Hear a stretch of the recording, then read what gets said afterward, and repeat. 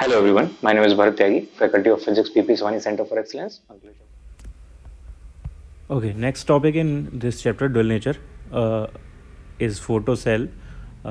इसमें जो हमारा वैसे सारा कंटेंट ख़त्म हो चुका है इस चैप्टर का, चैप्टर कंप्लीट हो चुका है ऑफिशियली. इसमें कुछ एक्स्ट्रा टॉपिक्स हैं जिन पे कभी कभी रेयरली कंपटीशन में क्वेश्चन आ जाते हैं. बोर्ड के लिए ज़्यादा इंपॉर्टेंट नहीं है, याद रखना इस पॉइंट को. बोर्ड के लिए ज़्यादा इंपॉर्टेंट नहीं है. कंपटीशन में कुछ कुछ थियोरेटिकल क्वेश्चन इससे पूछे जा सकते हैं, इसलिए मैं यहाँ पे करा दे रहा हूँ. सो अभी अगर आप बोर्ड पर फोकस कर रहे हो तो इस लेक्चर से पहले का ही कंप्लीट हो चुका है इस चैप्टर में. इस लेक्चर से आगे इस चैप्टर में नहीं पढ़ने की ज़रूरत है, आपको स्किप कर सकते हो. सिर्फ कंपटीशन के लिए इसको पढ़ना ज़रूरी है. So next topic is photo cell, also known as electric eye. Electric eye. So as the name suggests, it is a cell that based on the phenomena of photoelectric effect, light से यहाँ पे electric signal create होता है और उस electric signal को हम different applications में यूज़ कर सकते हैं. तो बहुत सिंपल सी डिवाइस है ये. बिल्कुल सेम एग्जैक्टली वही डिवाइस है जो हमने ड्रॉ करी हुई थी फोटो इलेक्ट्रिक इफेक्ट को समझाने के लिए. वैसे ही सेम डिवाइस है यहाँ पे भी. सो क्या होता है हमारे पास डिवाइस में, सिंपल स्ट्रक्चर कैसा होता है. एक हमारे पास इवैक्यूएटेड ग्लास ट्यूब होता है.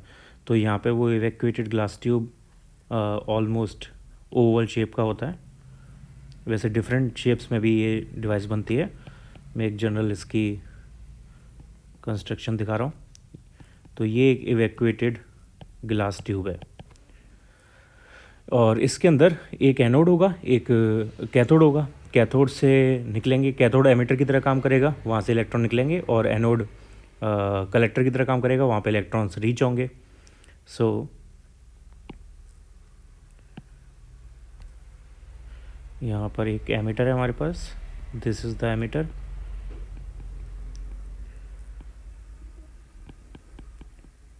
तो बेसिक कंसेप्ट इसका डायग्राम का वही सेम है जो हमने पहले बनाया हुआ है इस चैप्टर में, बस शेप उसका डिफरेंट हो गया. So this is cathode, also the emitter. इस पर लाइट पड़ेगी. लाइट जो इंसिडेंट लाइट है वो यहाँ पर आएगी और वो यहाँ से इलेक्ट्रॉन्स को निकालेगी जो कि आगे दूसरे इलेक्ट्रोड, पॉजिटिव इलेक्ट्रोड यानी एनोड पर जाएंगे, जिसे हम कलेक्टर बोलेंगे because it is collecting the electrons. Okay.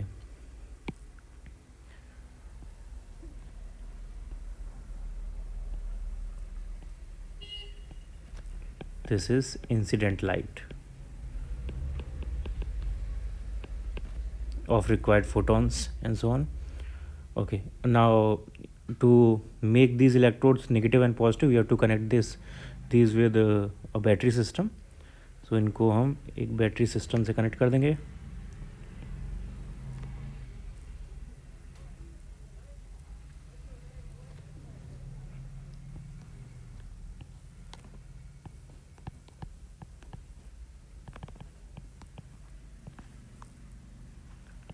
And the current measured, the photo current measured is very small, micro ampere की रेंज में है. तो यहाँ पे एक कैलकुलेटर लगा हुआ है उसके डिटेक्शन के लिए.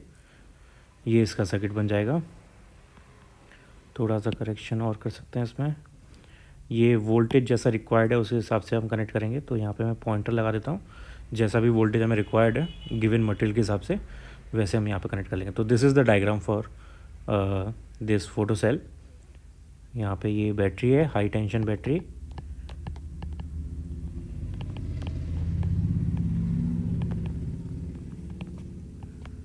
और ऑब्वियसली इससे ये एमिटर नेगेटिव पोटेंशियल पर आ गया है और एनोड पॉजिटिव पोटेंशियल पर आ गया है.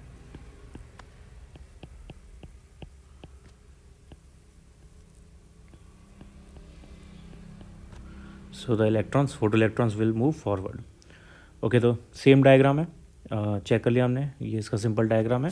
और डायग्राम को याद करने का सबसे अच्छा तरीका ये है, बस पार्ट्स याद रखो. वही सेम पार्ट्स हैं जो हमने पहले फोटो इलेक्ट्रिक इफेक्ट में ड्रॉ किए थे. अब इसके कुछ इंपॉर्टेंट पॉइंट्स देख लेते हैं. पॉइंट वाइज मैं बता देता हूँ यहाँ पे क्या क्या हमें याद रखना है. So the first point is, this is an application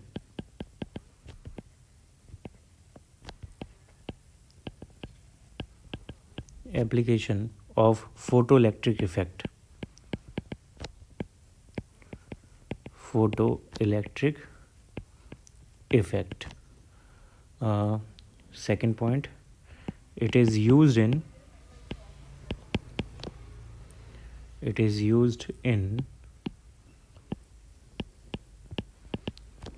control systems in machines and industries, control systems, light measuring devices,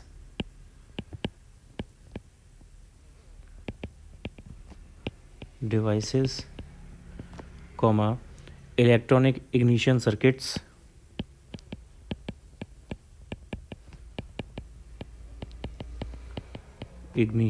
circuits, automatic opening of door, automatic doors basically,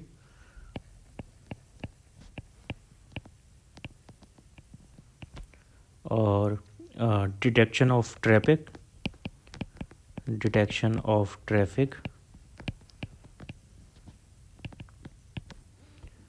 burglar alarm, etc.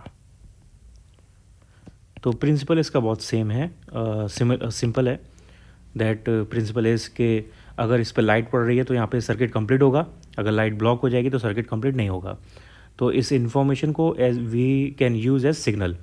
तो for example हम traffic detect करना चाहते हैं, तो जब हम उसको इस डिवाइस को ऐसी जगह पर प्लेस करेंगे जहाँ से आगे से व्हीकल्स पास करेंगे. जब व्हीकल पास होगा तो लाइट ब्लॉक होगी, लाइट ब्लॉक होने की वजह से सर्किट ब्रेक हो जाएगा, करंट नहीं देगा, सिग्नल हमें ज़ीरो मिलेगा. जब ट्रैफिक नहीं होगा तो लाइट आ रही होगी, सिग्नल क्लोज्ड होगा और हमें 1 सिग्नल मिलेगा. तो उसको हम यूज़ करके इसे डिफरेंट ऐसे डिवाइसेस में यूज़ कर सकते हैं. So this was photo cell और electric eye. Electric eye obviously समझ में आ गया वो क्यों इलेक्ट्रिक आई बोलते हैं, बिकॉज जैसे बगलर अलार्म है तो बिना किसी ह्यूमन यूज़ के हम चेक कर सकते हैं कि कोई बगलर अंदर घर में घुसा है या नहीं घुसा है.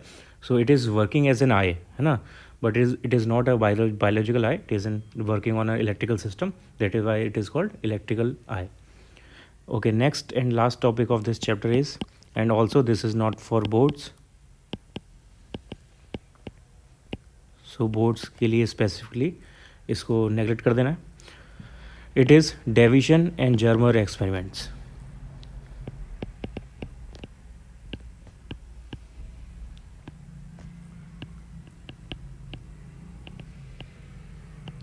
So obviously it was an experiment performed by Davison and Germer that proved for the first time the wave nature of electrons.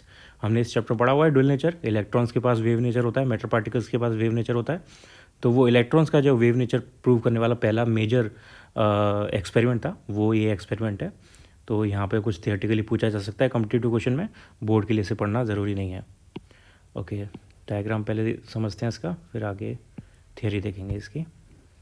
So in this we have main part पहले मैं बनाता हूँ इसके. एक हमारे पास हमें यहाँ पे इलेक्ट्रॉन गन बनानी है. इलेक्ट्रॉन गन बनाने के लिए हम यूज़ करेंगे एक फिलामेंट, जिसको हीट करने पे थर्मोआयनिक एमिशन से इलेक्ट्रॉन्स निकलेंगे. यहाँ से इलेक्ट्रॉन्स निकलेंगे. अब इन इलेक्ट्रॉन्स को हमें एक नैरो बीम में कन्वर्ट करना है. तो उसके लिए हम यहाँ पे इलेक्ट्रोड्स लगाएंगे. ये नेगेटिवली चार्ज इलेक्ट्रोड्स होंगे जो कि इसको फोर्सफुली एक नैरो बीम में कन्वर्ट करेंगे और ये आगे की तरफ जाएगा और एक टारगेट से टकराएगा जो कि निकल का बना हुआ है. एंड निकल के टारगेट से टकराने से ये यहाँ पे यहाँ से रिफ्लेक्शन होगा इनका, और रिफ्लेक्शन और डिफ्रैक्शन को मेज़र करके यहाँ पे एक मेजरिंग डिवाइस है. सपोज़ यहाँ से ये डिफ्रैक्शन जो है वो इस एंगल पर हो रहा है, तो यहाँ पर इसे हम मेज़र कर लेंगे. And because diffraction is the property of wave, it will prove the wave nature of electrons. तो यहाँ पे ये मेजरिंग डिवाइस है या सेंसर बोल सकते हैं.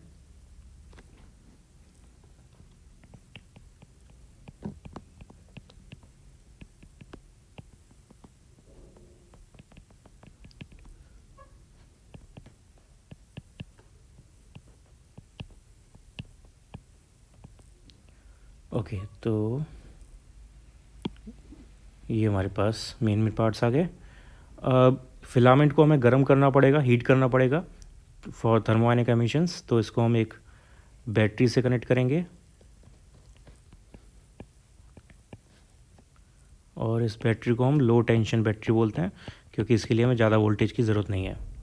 तो ये लो टेंशन बैटरी, और ये जो पूरा सिस्टम है इलेक्ट्रोड से नैरो बीम बनाने का इलेक्ट्रॉन की, इसको इलेक्ट्रॉन गन बोला जाता है। ये कैथोड रे ट्यूब में भी यूज़ होती है, CRT ट्यूब में भी यूज़ होती है, या CRO कैथोड रे ऑसिलोस्कोप में। तो ये इलेक्ट्रॉन गन है। सपोज़ यहाँ से थीटा एंगल पर डेविएशन हो रहा है। This target was chosen to be निकल।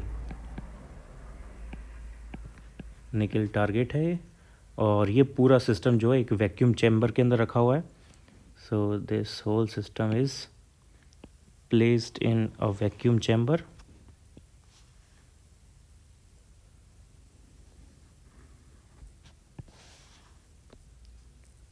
This is vacuum chamber. Okay, और ये हमारे पास सेंसर, या इसको मूवेबल कलेक्टर बोलते हैं, क्योंकि यहाँ पे हम कलेक्ट कर रहे हैं इलेक्ट्रॉन्स को, डिफ्रैक्टेड इलेक्ट्रॉन्स को। सो it is movable collector. Okay, हाँ, और यहाँ पे गैल्वेनोमीटर लगा होता है जो कि मेज़र करेगा करंट के फॉर्म में इलेक्ट्रॉन्स को। ठीक, इसके बाद ये जो हमने यहाँ पे इलेक्ट्रॉन ये नैरो करने के लिए यहाँ पे इलेक्ट्रोड्स लगाए हैं, इनको भी हमें पोटेंशियल देना होगा। सो इसको पोटेंशियल देने के लिए यहाँ पे इसको एक अलग बैटरी से जोड़ा हुआ है। दिस बैटरी इज़ दिस, और इसको हमें काफ़ी हाई वोल्टेज देना पड़ेगा। So it will known as high tension battery.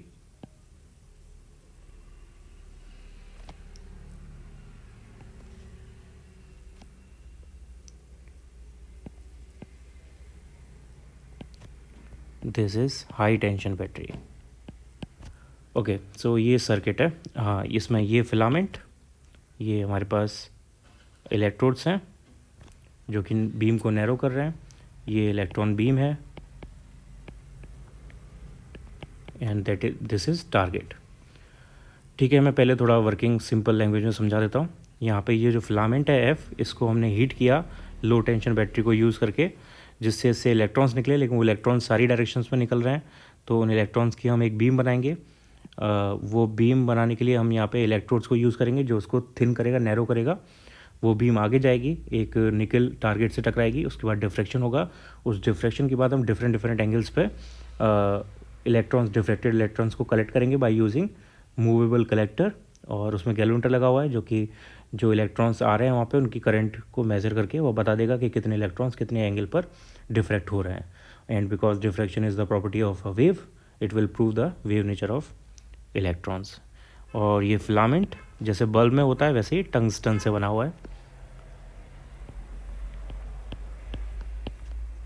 से बना हुआ फिलामेंट है। ओके, अब इसके इम्पॉर्टेंट पॉइंट्स को देख लेते हैं। First point, the wave nature of electrons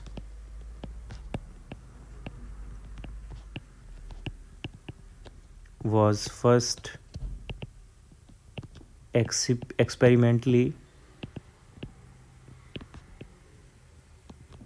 verified by Davison and Germer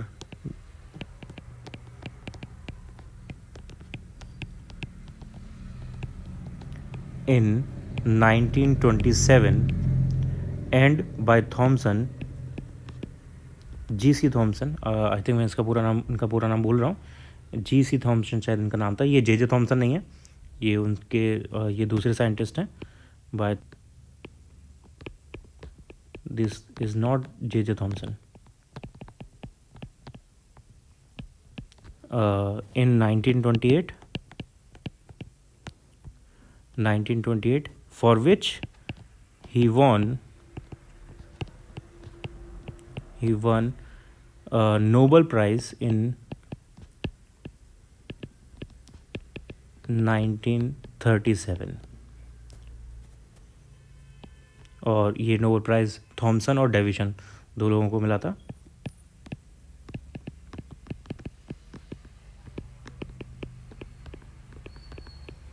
1937 में। This device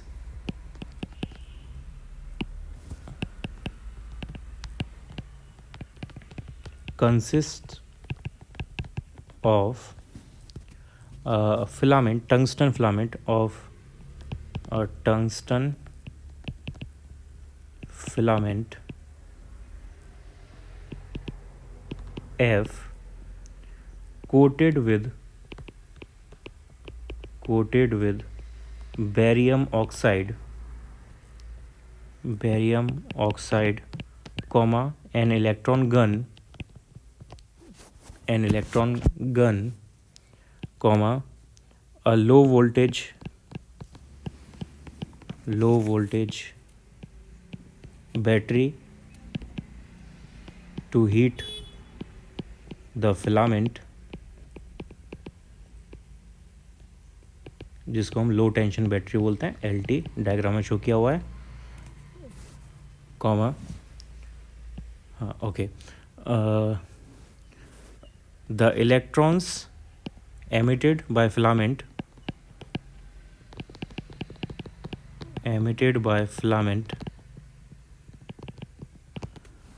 are then accelerated to desired velocity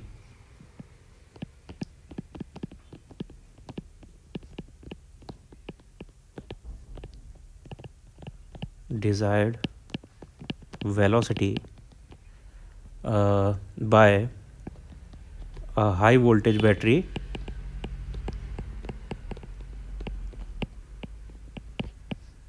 known as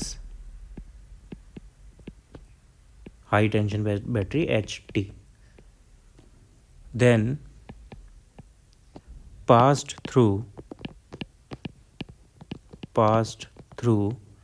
a cylinder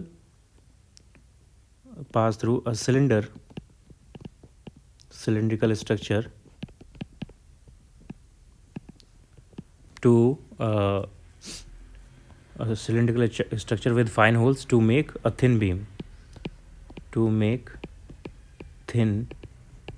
या नैरो बीम. तो वो स्ट्रक्चर यहाँ पे हमने डायग्राम में शो किया हुआ है, ये ई वो स्ट्रक्चर है. Okay, thin beam and this beam is made of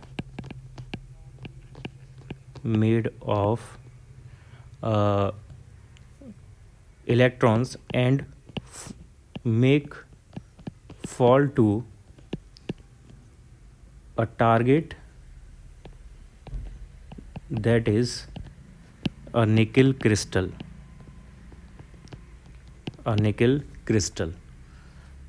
comma electrons after striking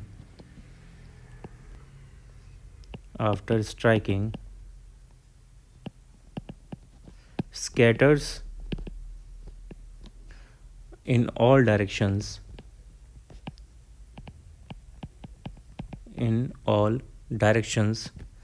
which are then detected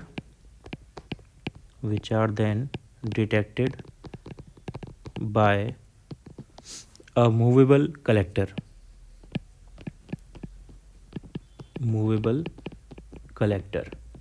okay, तो इस सेकंड पॉइंट में मैंने वर्किंग और कंस्ट्रक्शन दोनों को कंबाइन करके समझा दिया है. सारे पॉइंट्स इसमें मेंशन है, और क्योंकि हमें बोर्ड के लिए नहीं पढ़ना है तो बस जो पॉइंट्स हैं उनको याद रखना है, पूरा इसको मेमोराइज़ करने की ज़रूरत नहीं है. बट जो डिवाइसेस है उनका क्या क्या यूज़ है, उसमें पार्ट्स क्या क्या लगे हैं, उनके डिफरेंट यूजेस वो हमें याद रखने हैं बस point wise. Okay, next, the variation of intensity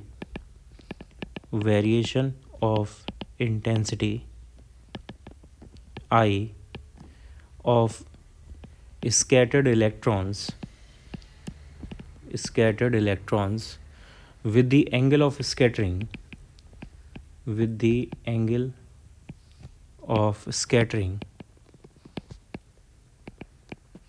theta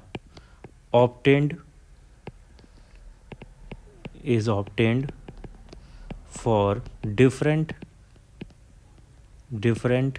voltages, different accelerating voltages.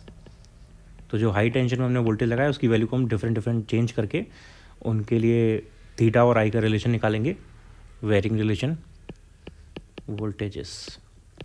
Okay, now for example, the value at 54 volt at 54 volt and theta equals to 50 degree. 54 volt high tension पर और 50 degree scattering angle पर जो हमें आई की value मिलती है it is maximum. ये हमें फैक्ट याद रखना है, it is maximum. Fourth point की तरह इस पॉइंट को याद रखना है. और इस पर हम वेवलेंथ निकाल सकते हैं. इलेक्ट्रॉन की वेवलेंथ क्या होगी? By de Broglie principle. So by de Broglie principle the wavelength should be at this voltage 12.27 divided by under root 54 angstrom. इसको हम सॉल्व करेंगे तो लगभग 0.167 नैनोमीटर के आसपास आता है, which is excellently agrees with the practical measurement in the experiment. The practical measurement of wavelength of electron in this experiment. Hence, it proves the wave nature of electrons. The wave nature of electrons. Okay, तो यहाँ पे इस topic के साथ ये topic हो गया complete. इस टॉपिक के साथ हमारा ये पूरा चैप्टर भी फिनिश हो गया. ये टॉपिक लास्ट वाला भी सिंपल था, बोर्ड के लिए नहीं पढ़ना. सिंपल लैंग्वेज में दोबारा मैं वैसे बताऊँ तो हमारे पास एक फिलामेंट होता है, उसको हम गर्म करके वहाँ से इलेक्ट्रॉन्स निकालते हैं थर्मोडायनेमिक एमिशन से. फिर इलेक्ट्रॉन्स को एक्सीलरेट किया जाता है हाई टेंशन बैटरी से, और फिर उन इलेक्ट्रॉन्स की नैरो बीम बनाई जाती है सिलेंड्रिकल ट्यूब से पास करके, और फिर उनको निकल क्रिस्टल पर फॉल करा जाता है, जिसके बाद उनकी स्कैटरिंग होती है. इस स्कैटरिंग को स्कैटरिंग एंगल के साथ मेज़र किया जाता है एक मूवेबल कलेक्टर से. तो मूवेबल कलेक्टर पर कितनी इंटेंसिटी आएगी उसका थीटा के साथ रिलेशन निकाला जाता है. And this relation is unique for unique voltages. तो हाई टेंशन की वोल्टेज को हम चेंज करते जाते हैं और चेक करते हैं कि कहाँ पे मैक्सिमम वोल्टेज मिलेगा, मैक्सिमम इंटेंसिटी मिलेगी. And that turn outs to be 54 voltage 50 degree. यहाँ पे हमें मैक्सिमम इंटेंसिटी मिलती है, तो उसके लिए हम मेजरमेंट करते हैं. तो हमारे पास वेवलेंथ ये आती है, which is theoretically similar to de Broglie wavelength. That proves our theory of wave nature of electrons or matter particles for that matter.